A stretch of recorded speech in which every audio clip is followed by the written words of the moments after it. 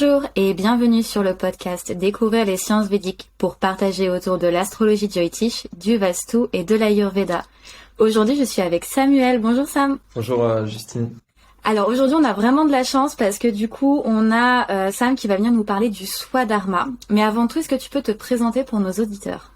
Alors, donc, je suis Samuel. Moi, j'ai envie de parler de mon histoire, dire que j'ai toujours été insatisfait quelque part de cette société dans laquelle je vivais. Et enfant, je trouvais que le monde était moche. Alors, je me suis dit, comment est-ce que je pourrais embellir ce monde? Et mes parents m'ont toujours soutenu dans ça, m'ont dit, bah, vas-y, fais ce que tu veux dans ta vie. Sauf que j'avais toujours aussi enfant cette envie de voir les autres épanouis. Parce que j'avais un modèle parental, notamment, voilà, pour pas le nommer mon père, que je voyais qu'il faisait un métier, mais quand il rentrait, il était pas en bonne santé, on va dire émotionnelle. Il allait pas bien, et du coup, ça avait des répercussions sur l'environnement, sur les relations familiales. Et voilà, j'avais ces deux désirs-là enfant, de voir un monde plus beau et de voir des adultes épanouis. Et je me suis toujours posé cette question finalement, mais comment je pourrais être épanoui? Ce qui m'a amené à faire des rencontres, des voyages, notamment, ça m'a amené dans une quête profonde, une quête voilà, spirituelle très jeune, vers 21 ans. J'ai commencé à faire des stages de méditation et à 24 ans, j'ai fait mon premier voyage en Inde qui a commencé à m'apporter des réponses sur ouais, mais c'est quoi, qu'est-ce que c'est, comment on va pouvoir transformer le monde, amener plus de beauté dans ce monde. Finalement, c'est en transformant l'être humain. Ça, c'était une des premières. C'est donc en se transformant soi-même. Et puis aussi, ça m'a répondu à cette question, qu'est-ce qu'être épanoui? C'était en effet, qu'est-ce que trouver ce pourquoi je suis fait, ce pourquoi chacun est fait finalement à réaliser dans cette vie. Donc ça nous amène à cette question de Swadharma. Donc voilà, pour me présenter, c'est ça que je dirais, c'est ce qui m'a toujours animé. Bien sûr, je m'en suis rendu compte qu'il y a 10 ans, il y a une dizaine d'années, c'est-à-dire quand j'avais 30 ans, quand j'ai vécu une crise profonde intérieure, j'ai fait tout ce chemin thérapeutique qui m'a permis de faire ces voyages pour me rappeler de ce qui m'animait vraiment dans mon enfance et de me resituer dans ça. Alors c'est pas étonnant du coup que tu fais peut-être une crise de la trentaine. En tout cas, je sais que beaucoup de nos auditeurs doivent passer par ça. Nous, en astrologie, on a souvent entre les 28-30 ans le retour de Saturne qui nous amène du coup à cette crise existentielle. Saturne qui est le maître du karma, le maître du temps et qui du coup aussi dans une certaine mesure nous invite à la recherche de quelle est notre mission d'âme ou quel est notre dharma. Et donc tu as parlé de ce terme, tu utilisais ce terme Swadharma. Est-ce que tu pourrais nous l'expliquer simplement ? Alors juste, je vois que j'ai pas fini de répondre à la question précédente. Peut-être que tu me demandais ce que je fais, mon métier aussi, ou... Oui. Oui, voilà. Oui, en fait, mon métier à l'heure actuelle, c'est que j'accompagne des jeunes sur leur orientation professionnelle ou des adultes dans leur reconversion, principalement. Je suis aussi professeur de yoga. Et je suis aussi une demi-journée par semaine, j'enseigne l'histoire, géographie et la connaissance de soi dans une école alternative dans le Pays Basque. Principalement, vraiment mon métier, ça va être d'accompagner des gens en reconversion aussi, à travers des bilans de compétences, des bilans avec du sens, où j'essaie d'intégrer des dimensions holistiques dans ces bilans de compétences qui sont pour moi un terme bilan de compétences. Qui remonte aux années 80, donc qui est un peu, qui n'est plus forcément adapté à nos sociétés aujourd'hui, juste de se centrer sur les compétences, ce qu'on va voir maintenant, à travers la question du Swadharma. Donc, tu me demandais, c'est quoi le Swadharma? Je crois qu'il faut d'abord parler du Dharma, du Sanata Dharma.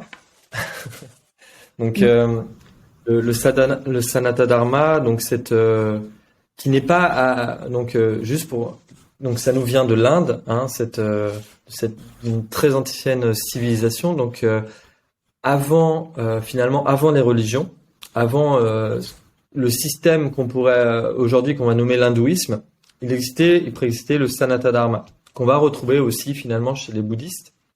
Les bouddhistes vont aussi parler de Sanatana Dharma, mais c'était vraiment le concept spirituel qui un peu des bases, des fondements du védisme en fait finalement et de la culture de la civilisation orientale.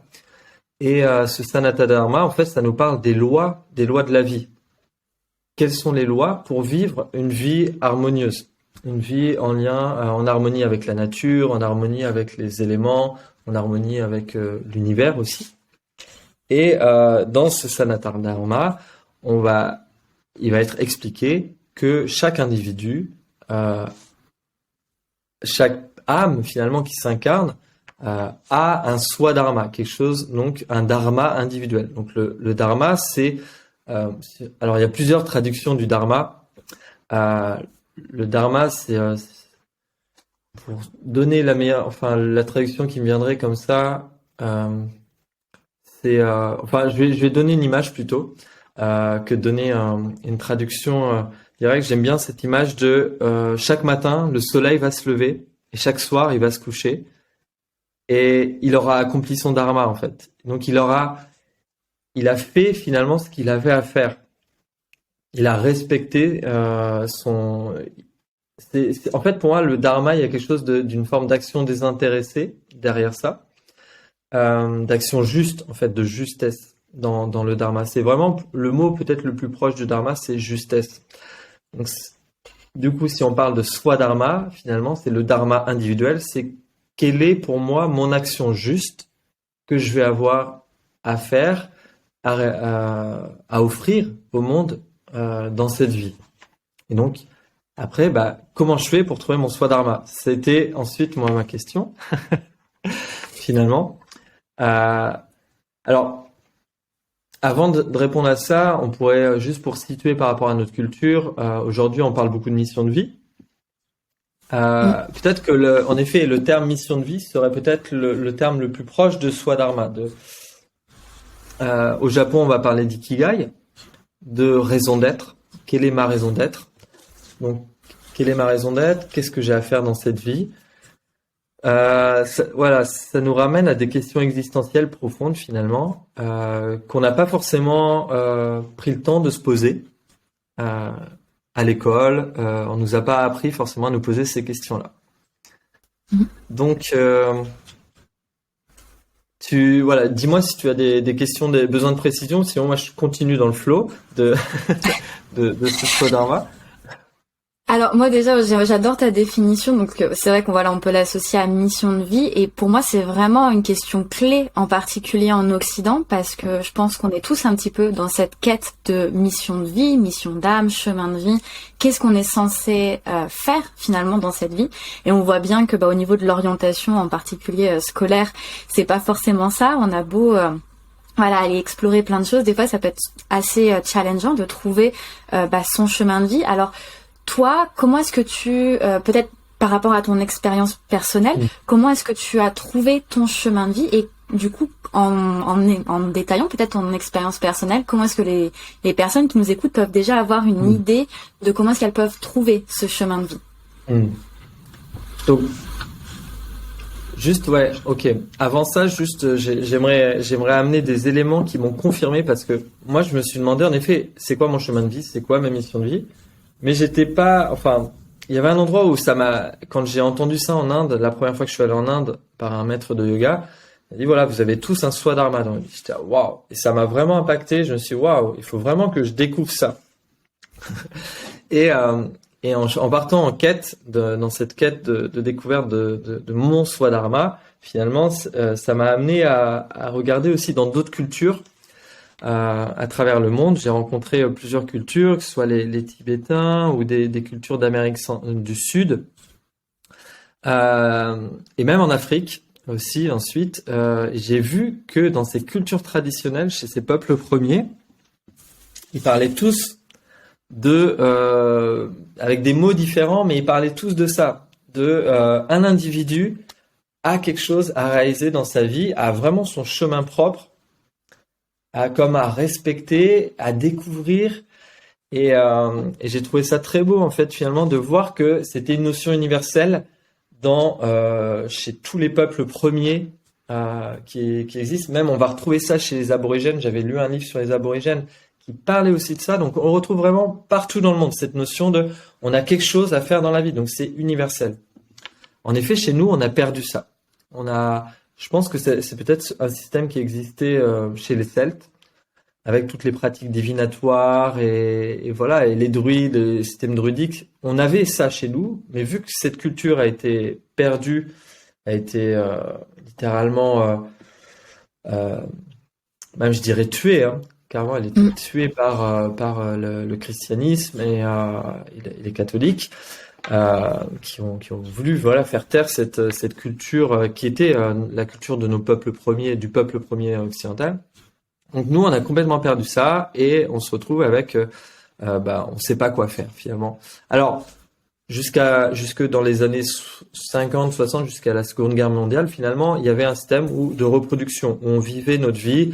Voilà, on refaisait le métier de nos parents et la question de quoi faire dans sa vie ne se posait pas trop. Mais la question a commencé à arriver depuis les années 70, 80, il y a une remise en question, puis aussi une hausse du niveau de vie.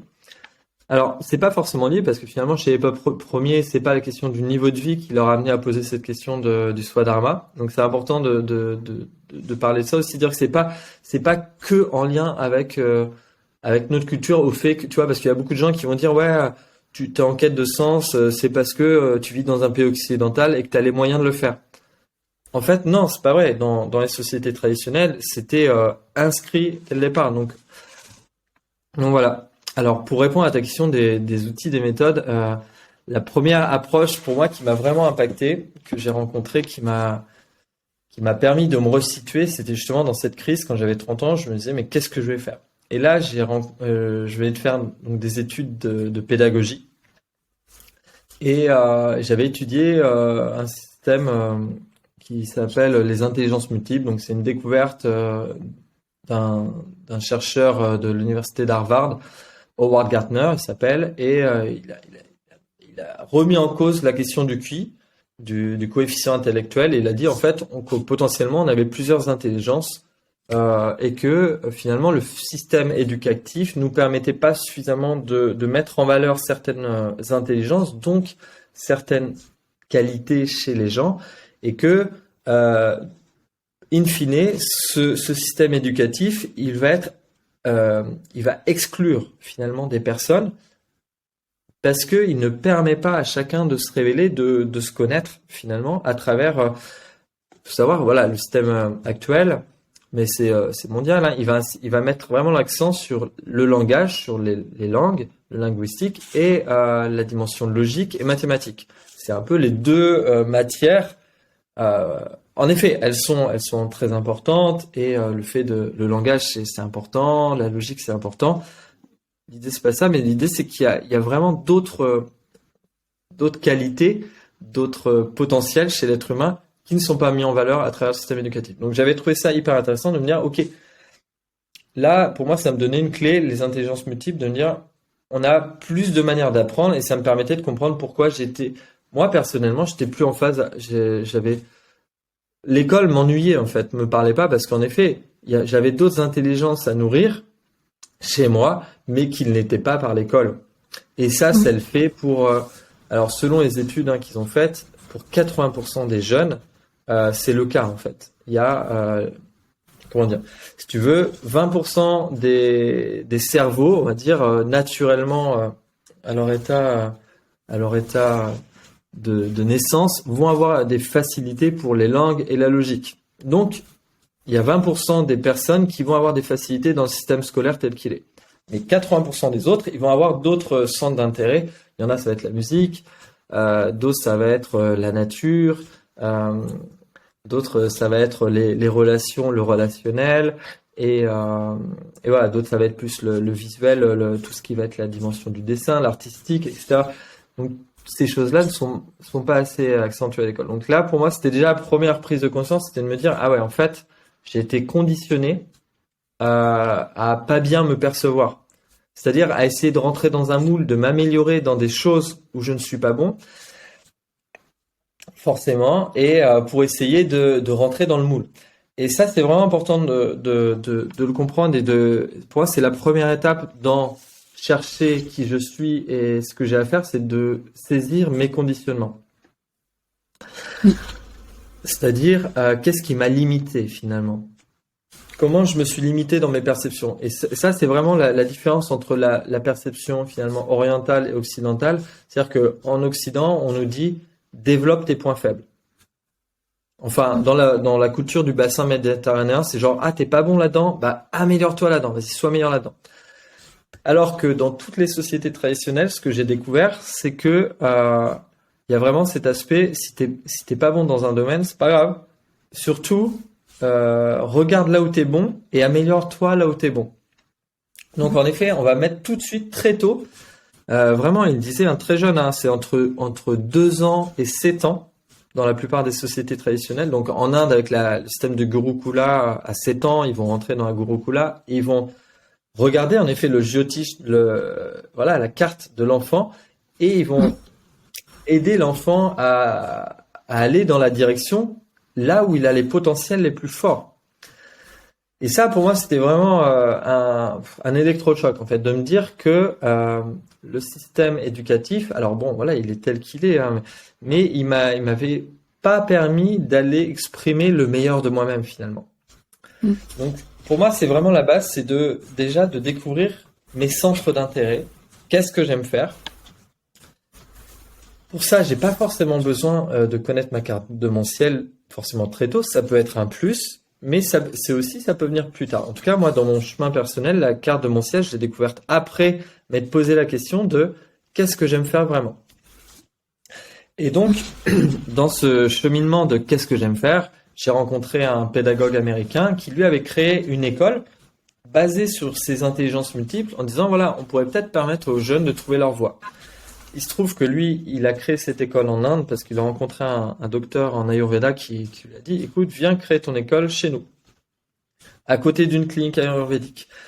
Et donc, avec les intelligences multiples, ils se sont rendus compte qu'ils arrivaient à mieux orienter les jeunes déjà en disant, voilà, essayez de découvrir quels sont vos spots de qualité, donc vos intelligences là, et ensuite vous pourrez peut-être affiner votre projet professionnel. Parce qu'en Inde, ils ont ce même problème d'orientation et tout, parce que la culture, quand même, est pareil, ils ont beaucoup perdu de leur système.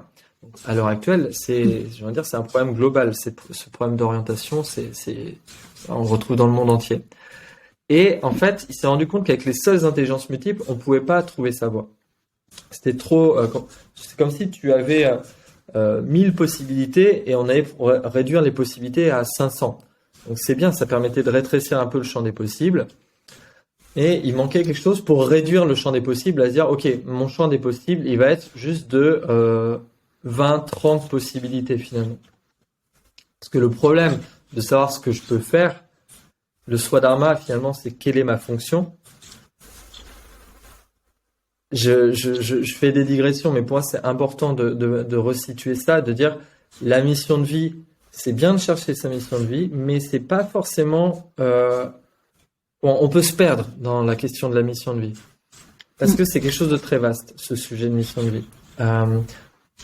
Pour moi, j'aime plutôt dire quelle est ma fonction de vie. Qu'est-ce que j'ai à faire, à réaliser dans cette vie qui va me permettre de suivre mon chemin et du coup de découvrir et de me donner envie d'agir dans certaines missions. Donc en fait, on n'a pas une mission de vie, on peut avoir plein de missions dans une vie. Donc ce terme mission de vie, il est un peu... Voilà, je suis en train de faire un travail là-dessus pour essayer pour moi, il peut amener beaucoup il va nous éloigner parfois aussi de nous-mêmes. C'est un des dangers de la question de la mission de vie. Pour moi, il y a un truc, une dimension qui peut être un peu, je vais dire le mot perché en fait. Pour moi, ça peut nous ça peut nous sortir de nous-mêmes, quoi, en fait. C'est pour ça, pour moi, je préfère dire quelle est ma fonction de vie plutôt que mission de vie. Et après, ensuite, va découler, je vais choisir des missions, des choses, des projets dans lesquels je vais... Parce qu'une mission, en fait, c'est un projet.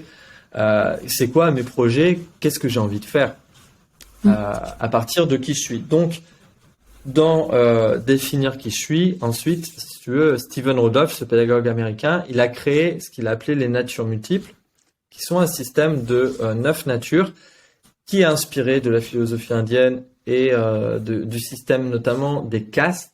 Parce que les castes en Inde, à l'origine, c'était un système qui était très bénéfique. Sauf que ça a été complètement perverti.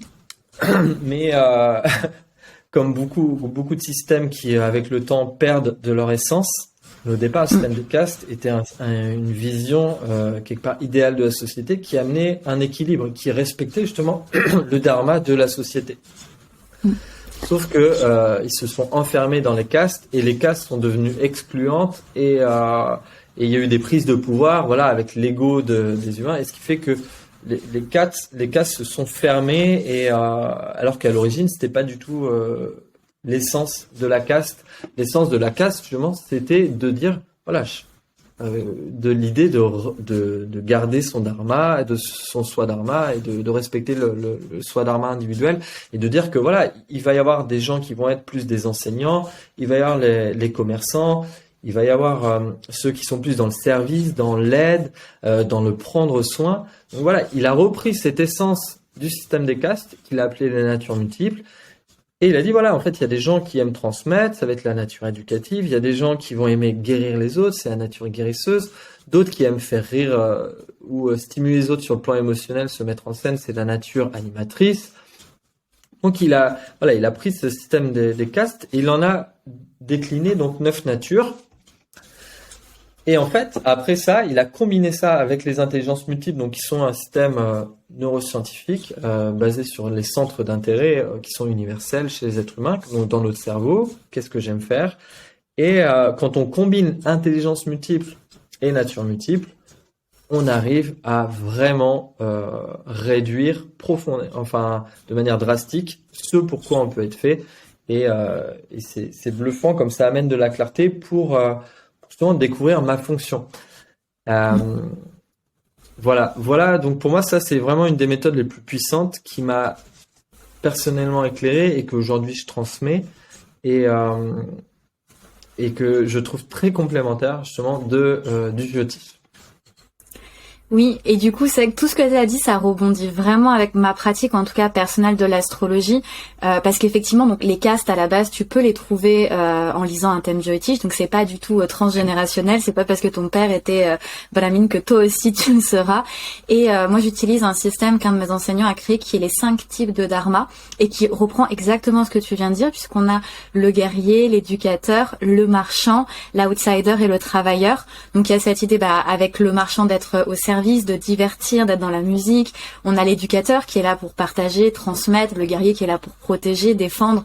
Donc on a, tu vois, cette dynamique aussi qu'on peut retrouver dans l'astrologie. Alors peut-être plus poussée, peut-être là dans ton système, parce que toi tu as 9 formes qui du coup vont peut-être plus loin que les castes, et c'est ça qui est intéressant aussi, parce que maintenant on vit dans un monde multiculturel et aussi multipersonnalité, où du coup 9 chemins de vie entre guillemets, ou 9 façons type archétype, c'est aussi plus de potentiel. Donc ça, je trouve ça super passionnant, et c'est clair que dans un thème astrologique, tu peux tout à fait voir les potentiels de quelqu'un.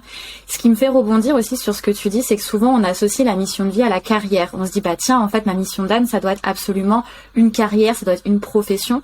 Et dans ce que je t'ai entendu dire, ce qui est ressorti, en tout cas de ce que j'ai interprété, c'est qu'il n'y avait pas forcément cette idée de carrière qui ressortait forcément. En tout cas, on avait plusieurs projets, et par exemple, un projet peut être une carrière, mais ça peut aussi être autre chose, comme par exemple une vie de famille, comme par exemple créer des liens d'amitié, faire des choses à côté liées à nos passions. Et je trouve que ça peut être intéressant peut-être de le souligner, pour dire que quand même, la carrière, oui, c'est important, mais ça fait pas non plus tout.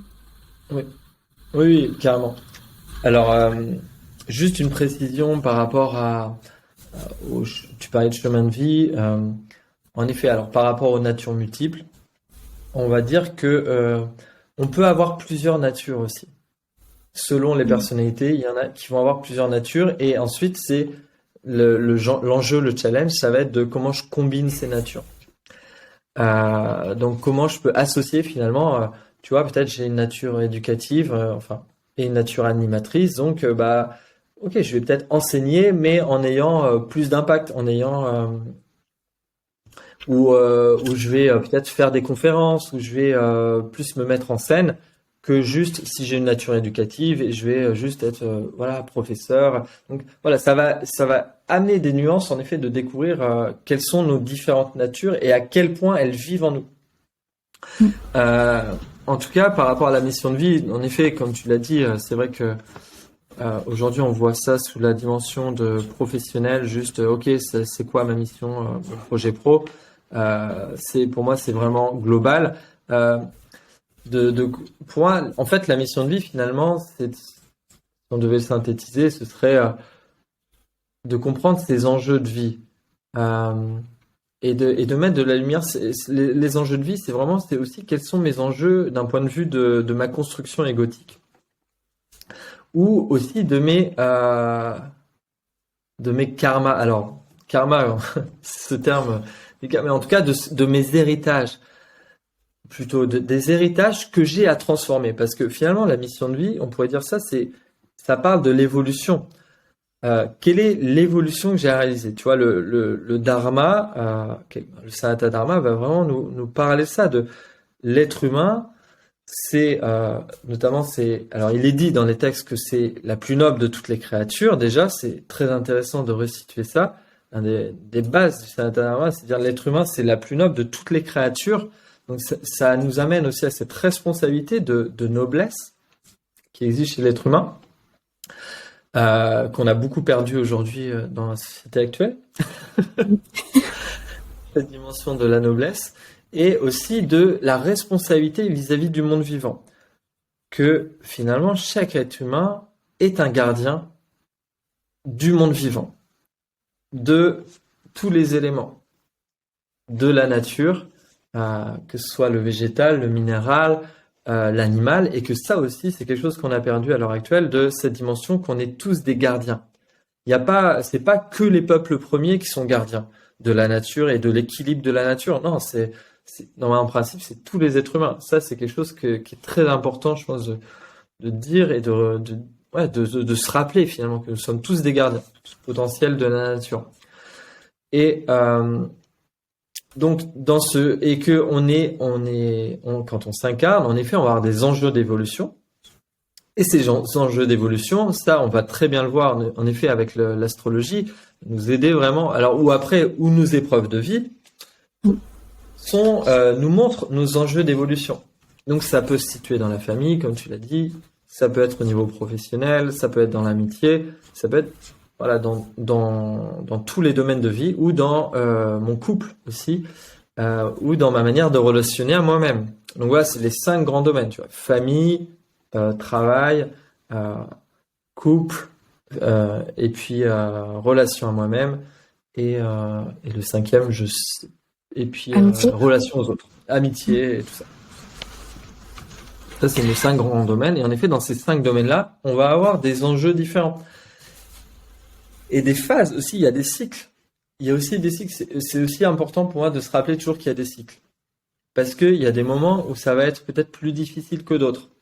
De se rappeler ça, de se dire que, ok, j'ai peut-être une phase où je vais avoir beaucoup de choses à nettoyer. Quand je dis nettoyer, c'est-à-dire que je vais avoir des choses à vivre qui vont me permettre ou pas de transcender, de passer à autre chose, de venir pacifier intérieurement. Donc, en fait, l'être humain, on est vraiment, c'est quelque chose d'ultra complexe en fait, l'être humain. Et enfin, moi, je suis toujours je suis passionné de l'être humain. Je trouve ça fascinant la complexité des enjeux qui peuvent exister à un moment T dans la vie d'une personne. Et en effet, pour moi, la mission de vie, finalement, ça pourrait être d'intégrer que je suis en évolution et que je suis là pour évoluer et de pas perdre ça de vue et que je peux évoluer dans tous les domaines. Et donc c'est quelque part ma mission, c'est d'intégrer ça en fait. Mais voilà, encore une fois, mission, j'ai toujours un petit truc avec ce terme.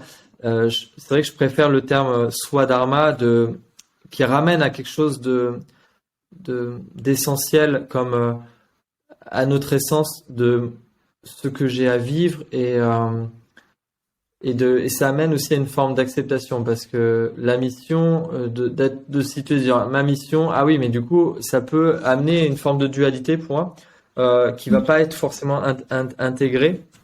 Euh, Dans le sens, ah oui, mais ma mission c'est ça, du coup je vais pas accepter certaines choses, je vais pas, enfin ça peut amener de la dualité, je trouve ce terme de mission, alors que vraiment le terme swadharma, je trouve vraiment approprié dans le sens où ça amène, ok, c'est ce que j'ai à réaliser dans cette vie, mais j'intègre que il va y avoir des obstacles, il va y avoir des difficultés, il va y avoir des challenges, il va y avoir tout ça finalement, il va y avoir tout mon karma que je vais, mon karma. Donc ce que j'ai à transcender, à transformer dans cette vie, qui est mon chemin d'évolution, quoi.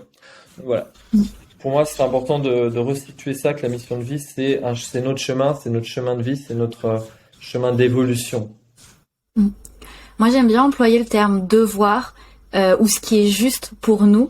Le terme devoir, il me plaît parce que il y a ce truc de se dire de toute façon, entre guillemets, c'est pas que j'ai pas le choix, mais c'est quelque chose en fait qui est juste pour moi, donc un devoir que je dois rendre auprès de la vie, d'une sorte de force qui est un petit peu plus grande que nous, pour peu que on ait un peu la foi, et puis un devoir à se rendre aussi envers soi-même, de se dire bah parce que c'est ce qui est juste pour moi, j'ai le devoir de devoir faire les choses, mais quand on est dans un devoir, bah des fois on est un peu réticent. Comme quand on fait ses devoirs de l'école, on n'a pas forcément envie de les faire et en même temps c'est ça aussi qui nous fait progresser. Donc la notion de karma, d'action vient ici parce que on doit faire face à certaines actions, à certaines répercussions, qu'elles viennent de cette vie ou éventuellement des vies précédentes si on croit à la réincarnation. Et donc du coup cette notion de devoir, elle nous met un petit peu en mouvement parce que on n'a pas le choix. On doit le faire, c'est challengeant parce qu'à devoir c'est toujours challengeant et en même temps on a une sorte d'obligation intrinsèque à respecter ce devoir parce que cette obligation c'est le pourquoi de l'incarnation en fait. Le swadharma et même le dharma c'est le pourquoi on est incarné. On est incarné parce qu'il y a quelque chose de juste à accomplir, il y a un devoir à accomplir qui soit pour nous, swadharma, mais aussi pour la société dans laquelle on vit, comme tu parlais du fait d'être gardien de la nature. Et puis on a aussi ce dharma familial, on a ce dharma sociétal. Donc on a vraiment une place et un rôle à jouer dans chaque écosystème dans lequel on vit. Oui, oui, merci de restituer ce terme de devoir. Alors c'est vrai que j'aime pas, enfin j'évite de l'employer parce qu'en effet il a tendance à nous hérisser les poils chez nous dans notre culture. Enfin généralement de dire qu'on a des devoirs, on a un peu une mémoire de lourdeur derrière le mot devoir, tu vois. Comme tu l'as dit judicieusement, voilà, c'est associé à nos devoirs à l'école et il y a quelque chose qu'on subit. Et j'aimerais bien justement enlever cette association au devoir avec le fait de subir. De subir, du coup, d'être victime de notre vie. Ça, c'est vraiment important. Merci pour avoir parlé de ça, parce que de se rappeler qu'on est acteur. En fait, pour moi, le swadharma, cette dimension de mission de vie, c'est de se rappeler que je suis acteur de ma vie. Je suis acteur et j'ai des devoirs. Mais ce devoir, c'est quoi? Finalement, le devoir qu'on va avoir, j'aime beaucoup, tu vois, la vision des Maasai qui vont dire, Maasai, en fait, donc cette communauté africaine là, qui sont héritiers de la culture spirituelle égyptienne. Maasai, en fait, ça veut dire jumeau. Jumeau, ils envisagent la vie en disant, voilà, nous avons un jumeau, nous avons tous un jumeau, ce jumeau, c'est notre âme. Et finalement, le but de leur vie, à eux, c'est de faire le pont, d'être à l'écoute, en fait, de cette voix intérieure, de leur âme, et cette voix, elle est dans leur cœur. Elle est dans notre cœur d'être humain. Donc, finalement, le devoir que nous avons, si nous avons vraiment un devoir, enfin en tout cas un devoir qui est beau et qui est doux, parce que j'aime bien amener de la douceur derrière ce mot devoir, plutôt que de voir ça comme quelque chose de dur. Mon devoir, c'est d'écouter finalement la voix de mon âme qui va me montrer le chemin. Et donc d'écouter la voix de mon cœur. Toutes les cultures, les traditions nous ramènent au cœur, nous ramènent dans ce temple intérieur, ce temple du cœur. Donc, finalement, je peux écouter mon cœur. Qu'est-ce que me dit mon cœur? Qu'est-ce que me dit de faire mon cœur? Et, et voilà, je trouve que c'est important de se rappeler de ça, de dire, ok, j'ai des devoirs.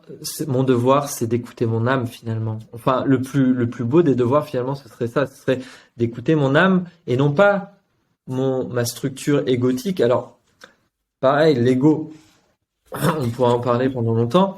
C'est un sujet que je trouve, enfin, d'après toutes mes recherches et mon exploration de l'ego, on veut tuer l'ego, on veut casser l'ego. Non, en fait, c'est pas possible. De toute façon, pour vivre, on a besoin d'une structure égotique. Ego, c'est je suis. En fait, c'est de se définir. On a besoin de se définir pour exister.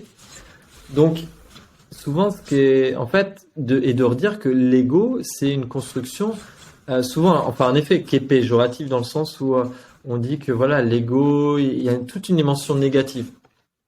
Alors, c'est important de remettre de la justesse dans la perception de l'ego et de dire que oui, en effet, je peux agir d'une façon égoïste parfois, en effet, mais de comprendre que derrière, moi, ce qui m'a amené à comprendre vraiment, aller au-delà de s'arrêter sur l'ego, c'est de dire, c'est notamment la communication non violente qui m'a permis de dire, ok, en fait, derrière chaque action d'une personne, il va y avoir une blessure, en fait. Et donc là, pour moi, une des meilleures définitions de l'ego, enfin, en tout cas, pour ouvrir ce champ de perception de l'ego, j'ai envie de dire que l'ego, c'est beau dans le sens où ça nous invite à beaucoup de compassion par rapport à l'ego des gens et d'essayer de comprendre, pour moi, d'essayer de comprendre qu'est-ce qui fait que la personne elle agit comme ça. Et si elle agit comme ça, c'est que derrière, il y a de la souffrance. Souvent que notre ego est construit sous la souffrance. L'ego, quelque part, notre ego, il veut le plaisir, il veut juste... Enfin, quand on dit l'ego, c'est notre cerveau, en fait, c'est notre mental. Notre mental, le cerveau tel qu'il est calibré, il veut le plaisir en permanence. Il déteste la souffrance. Donc, notre construction égotique, elle se base sur ce truc de je ne veux pas voir la souffrance que j'ai vécue dans ma vie, et donc du coup, je suis en déni de moi-même. Donc, je me construis sur quelque chose qui va pas être vraiment moi-même parce que je n'ai pas accueilli complètement certaines émotions. On rentre un peu dans une dimension thérapeutique, mais c'est important d'en parler parce que pour pouvoir rentrer dans son chemin, ça demande de faire ce travail sur sa construction égotique, c'est-à-dire sur comment on a mis de côté certaines souffrances, on n'a peut-être pas libéré certaines souffrances qu'on a pu endurer, vivre. Et comme le disent les Maasai, voyageons léger. Le but de la vie, quelque part, c'est de voyager léger. Donc, allégeons-nous de nos souffrances pour justement pouvoir vivre pleinement notre chemin de vie. Parce que si je vis avec un ego, alors une structure égotique, une construction égotique qui est basée sur beaucoup de souffrances, je vis avec de la lourdeur et ça va être plus difficile du coup de vivre en lien, en phase avec mon chemin de vie et d'accepter mes devoirs. Alors, bon, c'est un vaste sujet sur lequel là j'ai ouvert quelques portes, mais bon, voilà. Juste, je voulais en tout cas dire que l'importance vraiment, c'est d'écouter son cœur et d'écouter son âme et de cheminer vers ça finalement, et c'est ça le plus important. J'adore. Alors, je sais pas si ce serait notre mot de la fin. Alors, c'est sûr qu'on pourrait vraiment développer encore sur l'ego, sur cette notion de souffrance aussi. En Jyotish, une constellation particulière s'appelle Mula et on l'associe à Niriti, la déesse de la souffrance et dans une certaine mesure de la douleur et des handicaps. Et un des adages de ce nakshatra, c'est la douleur est inévitable mais la souffrance est optionnelle, et on peut choisir dans notre construction de l'ego aussi de s'attacher à une souffrance où on peut vivre la douleur et être dans une acceptation. Et cette acceptation, je pense que c'est aussi la voie du cœur, c'est aussi la voie de ce swadharma, de se dire ok, je traverse des épreuves qui sont difficiles et soit je décide donc de vivre cette douleur et dans cette ouverture et cette acceptation malgré tout, soit je m'accroche à une souffrance et je me construis autour d'elle et je m'empêche aussi de me réaliser pleinement parce que je m'accroche à cette souffrance qui peut être évitable dans une certaine mesure, bien que la douleur elle est inhérente aussi à la vie, parce que pour qu'on ait du bonheur et pour que notre ego soit à cette recherche de plaisir, on est obligé de passer par sa polarité qui est la douleur, parce que sans douleur il n'y a pas de plaisir, sinon comment juger du bonheur aussi. Ouais. Ouais, merci pour cette précision. Ouais. Et alors, juste, je crois que, enfin, je sais pas si tu veux qu'on aille vers une fin, mais je pense que ça va déjà, on a déjà bien parlé. Pour moi, ce qui est par rapport à, pour resituer tout ce sujet de cette recherche de mission de vie, euh, aujourd'hui, j'ai combiné plusieurs approches, plusieurs outils, méthodes, euh, et, euh, et finalement, j'ai vu que tout se recoupe. Et c'est ça qui est intéressant. Et aujourd'hui, c'est ça que je propose dans les accompagnements aux gens, finalement, c'est de dire, OK, donc moi j'ai une base de connaissance de soi qui est pas basée sur l'astrologie, qui est basée juste sur une perception soi. C'est-à-dire, c'est vraiment une chose aussi importante, c'est de reprendre du pouvoir sur qui je suis. Parce que souvent dans notre éducation, on nous a appris à obéir, à être des des bonnes gentilles personnes qui soient obéissantes. Mais du coup, on n'a pas appris à se situer en nous-mêmes. Se situer en nous-mêmes, hein, donc en Ayurveda, c'est, je sais plus, il y a un terme en Ayurveda qui parle de ça, de se situer en soi. On dit que la maladie, c'est ne pas être en soi. Toutes les formes de maladie, c'est en fait que l'âme n'est pas alignée, n'est pas en phase avec le corps, et comme sortie du corps. Donc, toute la logique de l'Ayurveda, ça va être de dire, venez prendre soin de vous, de votre santé, à travers des massages, une combinaison alimentaire, tout ça, pour pouvoir se resituer en soi, dans son corps. Ce qu'on a observé, c'est que si on n'est pas dans notre chemin de vie, bah, notre âme, elle va pas avoir, on va être comme un peu coupé de nous-mêmes, coupé de notre âme. Donc ça, c'est important. Et donc, en effet, il va y avoir des facteurs, il va y avoir une aggravation de la souffrance et du coup des douleurs de plus en plus grandes, que ce soit psychologiques ou même physiques. Donc le but, si tu veux, de l'approche des natures multiples que je transmets et que je trouve vraiment génial, c'est de dire, à partir du moment où tu vis selon ta nature profonde, c'est-à-dire selon ce que tu as à faire, à réaliser, ton devoir, comme tu disais très bien tout à l'heure, ton swadharma, eh bien, en principe, ta santé va aller mieux. Et si ta santé va mieux, quand même, la santé, c'est quand même quelque chose de capital. En effet, notre niveau d'énergie va être beaucoup plus grand parce qu'on va être épanoui, parce qu'on va se sentir utile. Tous les êtres humains, enfin, en tout cas, beaucoup de personnes qui me contactent pour faire un travail d'accompagnement sur ce chemin de vie, trouver sa voie, veulent se sentir utiles. C'est comme un besoin universel, fondamental. On a besoin de se sentir utile. En effet, pour se sentir utile, il va y avoir des domaines où on va se sentir plus utile que d'autres parce qu'en effet, c'est les domaines où on a les facilités à agir, à faire. Donc, voilà. Et, c'est important de reparler de ça, de dire que on peut, enfin en tout cas, qu'il y a des indicateurs qui nous montrent qu'on n'est pas dans notre chemin de vie, qui vont être certaines souffrances ou peut-être des épreuves très difficiles. Et les épreuves, en fait, elles nous invitent, elles nous ramènent toujours à notre chemin.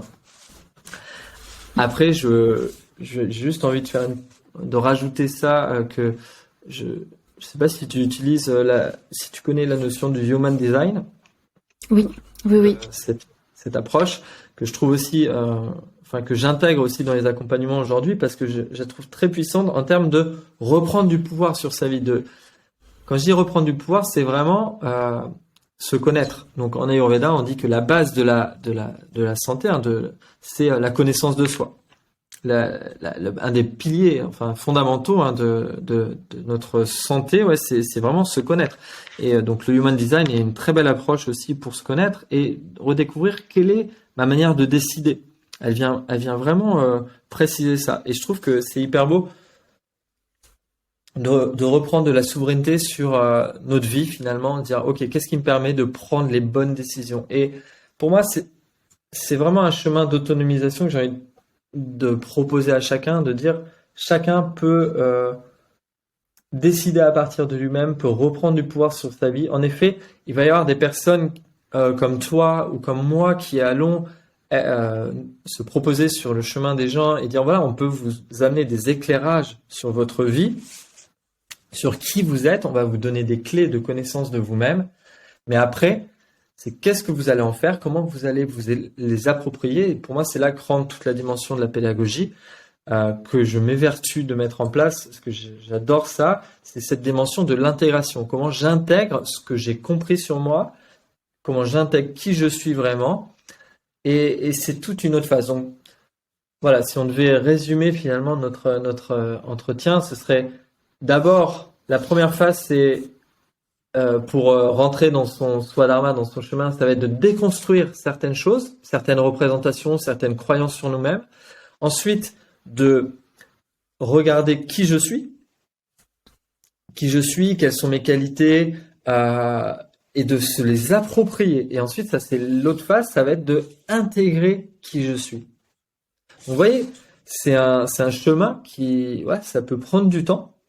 Mais alors, voilà, je vous invite tous à le faire parce que c'est beau et c'est ça que nous avons tous à faire finalement, c'est de se déconditionner, de apprendre à savoir qui nous sommes et ensuite de marcher une fois qu'on a appris cela, de marcher cela et de l'offrir au monde en fait, d'offrir la beauté que nous sommes parce que nous avons à l'intérieur de nous, on a tous, pour moi, en effet, ces qualités, c'est une très grande beauté et une fois que c'est offert au monde, c'est magnifique. On peut le voir chez toutes les personnes qui sont exaltées dans leur travail.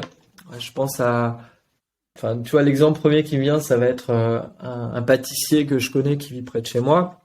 Quand tu le vois travailler, parler de son travail, il est dans une exaltation, il est heureux, il a un sourire.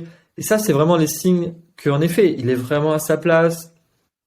Et en plus, il a des valeurs, il a des valeurs très fortes où il va respecter la nature. Il est à la fois gardien, il prend des produits naturels. Donc, vous voyez, je pense que vraiment aujourd'hui, c'est l'enjeu de notre époque, c'est de se resituer en nous-mêmes et d'apprendre qui nous sommes, d'apprendre à reconnaître qui nous sommes vraiment pour ensuite marcher cela et l'offrir au monde. Et à partir de là, en effet, là, le monde va changer, là, le monde va évoluer. Et c'est la base, en fait. Souvent, on dit oui, il faut changer. Alors, bon, ça, c'est un autre sujet. Et il y en a, enfin, le sujet de oui, il faut s'investir dans la politique ou d'abord pour soi-même. Je pense que la base, quand même, c'est soi-même. Et après, une fois que j'ai découvert qui je suis, là, peut-être, oui, je vais pouvoir m'investir dans la politique, mais d'une manière juste, pas d'une manière intéressée pour nourrir de l'avidité, comme c'est le cas à l'heure actuelle. Oui, trop le cas, malheureusement. C'est trop le cas. Ouais, alors c'est ça, je crois que chacun, enfin pour moi c'est mon rêve en tout cas, c'est le rêve que je porte que le monde change à travers des êtres qui respectent leur nature, leur chemin de vie, leur mission de vie, leur swadharma et qu'ils offrent ça au monde et je pense que là on va pouvoir vraiment rééquilibrer le monde assez rapidement finalement, que les problèmes de société vont se transformer. Alors voilà, je fais ma part, en tout cas, de colibri, comme dirait Pierre Rabhi, pour essayer, voilà, contribuer à ça, à cette évolution. Et c'est mon chemin. Et juste, oui, tu me posais la question tout à l'heure à laquelle j'ai pas vraiment répondu, j'ai un peu feinté, mais en effet, ce qui était intéressant, c'est de voir comment les natures multiples, cette connaissance de soi, m'a amené à une clarté sur moi-même. Et ensuite, ça a été confirmé quand j'ai fait mon thème Jyotish. Et ça a été ensuite confirmé quand j'ai fait mon terme de numérologie. Et finalement, c'était fou de voir comment les différents outils, méthodes, approches. Et c'est pour ça, moi, j'aime bien synthétiser, prendre différentes approches pour se connaître, parce que finalement, et de voir le lien entre chaque. Et quand, pour moi, s'il y a un lien entre plusieurs approches, c'est qu'il y a vraiment une vraie pertinence. Et alors après, moi, dans mon chemin personnel, ça a été en effet d'abord d'intégrer pour moi-même, par moi-même, de me reconnaître par moi-même sans qu'on me dise tu es ça. Et c'est là où j'ai trouvé la puissance des natures multiples, c'était d'apprendre d'abord à me définir par moi-même. C'est là où j'aime cette dimension d'autonomie, tu vois, qu'on pourrait appeler de souveraineté intérieure, que propose cette approche, notamment des natures multiples. Après, il y en a d'autres qui permettent ça plus ou moins, mais pour moi, ça c'est vraiment important, plutôt que de dire c'est quelqu'un d'extérieur qui m'a dit que j'étais comme ça. C'est pas pareil. Bah, c'est toute la dynamique aussi du Joy-Tish, comment elle doit être apportée en Occident. En tout cas, c'est ma vision, c'est de jamais enfermer, jamais donner de directives. C'est-à-dire, là, il y a un potentiel. Est-ce que tu ressens qu'il y a ce potentiel?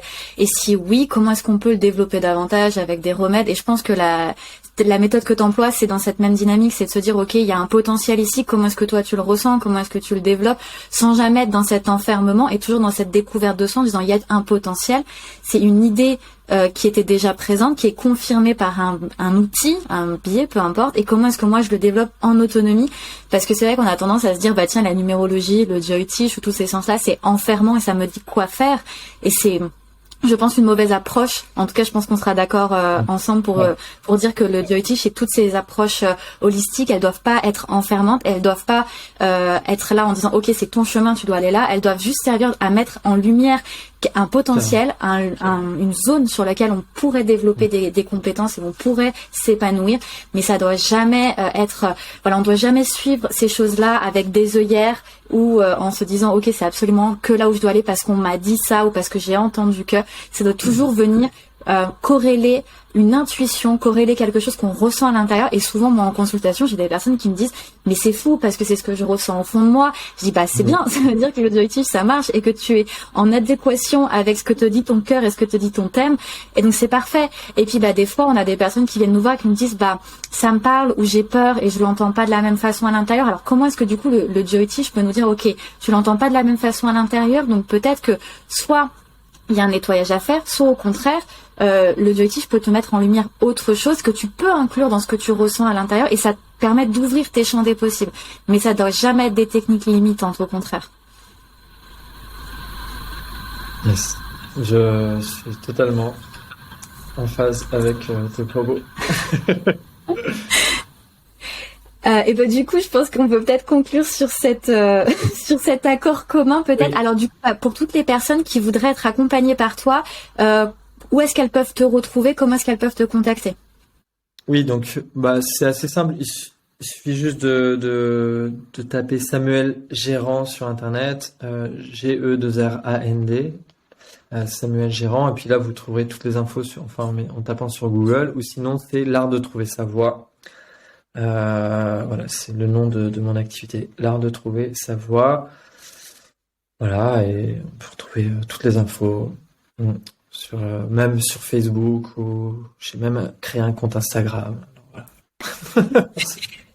Donc de toute façon, moi je mettrai toutes les informations en description du podcast. Et puis Sam, en tout cas, moi j'ai adoré échanger. Je pense qu'on a 1001 autres sujets à aborder parce que c'est trop passionnant d'échanger avec toi. Donc merci beaucoup d'être venu. Ouais. Merci en tout cas de m'avoir permis de partager cela, de m'avoir permis de beaucoup parler. Et en tout cas, merci d'ouvrir cet espace. Et puis même de tes apports et ton approche, tes connaissances, je trouve vraiment très complémentaires. M'ont nourri aussi, et d'ailleurs je pense que en aparté, à la fin de cette interview, il y a une idée qui m'est venue. Je me suis dit que moi ça fait un moment que j'ai envie de proposer aux gens que j'accompagne de pouvoir faire leur thème Joy-Tish. En tout cas, au moins sur la dynamique aussi professionnelle, vu que c'est quand même une de celles sur lesquelles je me concentre, mais pas que, mais bon. Et donc je me suis dit, peut-être il faudrait qu'on en parle, mais voir peut-être pour créer un partenariat ensemble. Donc je lance comme ça à l'audition, mais on en reparle. Voilà, il y a une idée qui m'est venue, on verra si ça peut se concrétiser. Mais je vois vraiment la complémentarité. D'accord, ok, Moi, quand je peux partager l'auditif, puis avec des personnes avec qui on peut travailler en synergie, en se disant que on peut chacun apporter cette touche qui permet à une personne de s'envoler. Enfin, moi, j'adore. Donc, c'est parti. Bon, bah, génial. Alors, donc, on en parle juste après, alors. Et on vous tiendra au courant. En tout cas, merci beaucoup, Samuel. Et puis, peut-être à bientôt, du coup, pour un autre échange passionnant autour de la culture védique et puis de la psychologie, du développement personnel. Merci, Justine.